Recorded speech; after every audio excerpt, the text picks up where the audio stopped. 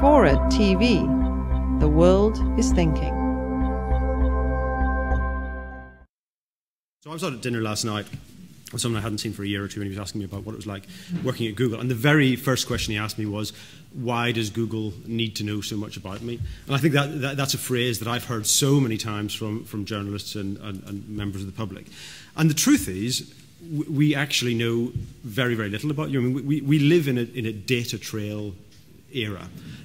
So almost whatever you do, you leave a data trail behind. But compared with, for example, phone companies or credit card companies or Oyster cards or Tesco's, we actually know very, very little about you. We know your IP address, and we know a little bit of detail about the search that you're doing, but we don't know very much about you. Well, we don't know anything about you as an individual at all, and nor do we want to know anything about you as an individual.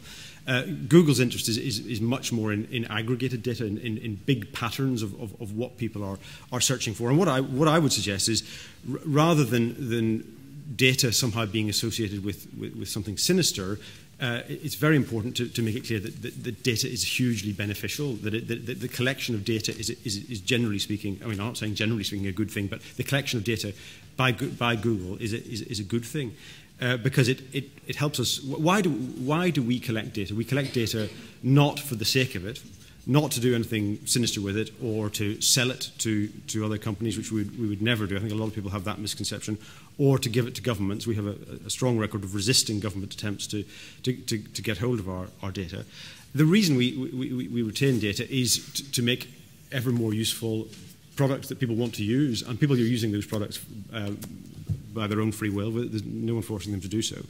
And the retention of data is extremely useful in fighting spam and fighting fraud and things like that. And if you look at some of the products that we've been involved in, flu trends being one of them, we can aggregate anonymized data to predict where a flu epidemic may break out next, because people are searching for flu symptoms or flu remedies long before they would ever go to a doctor. So actually we can predict an outbreak of a flu epidemic about 2 weeks before the official sources can. So there are huge benefits in the collection of data, but we of course take privacy extremely seriously. It's a very hot debate, and we make sure that no product that we would launch would ever be launched without building very serious privacy tools into that are baked in right from the outset.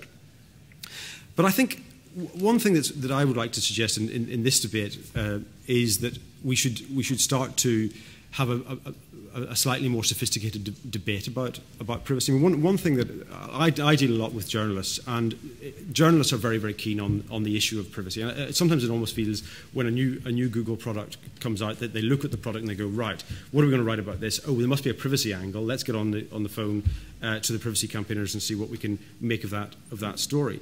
But interestingly, the proprietors of those same newspapers that are writing about privacy are the guys who are very, very concerned about the future of their newspaper and the ability to monetize news online.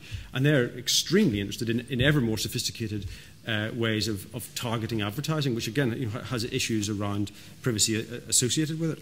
So behavioral targeting or interest-based advertising, as it's called, is a very strong potential future for the digital economy. And we would say that that's a good thing as long as it is based on transparency and consent and choice for the user. So we're working very hard on all fronts to try to give people control over their data online, to be aware of how their data is being used, and to opt out of that if they're not happy about it.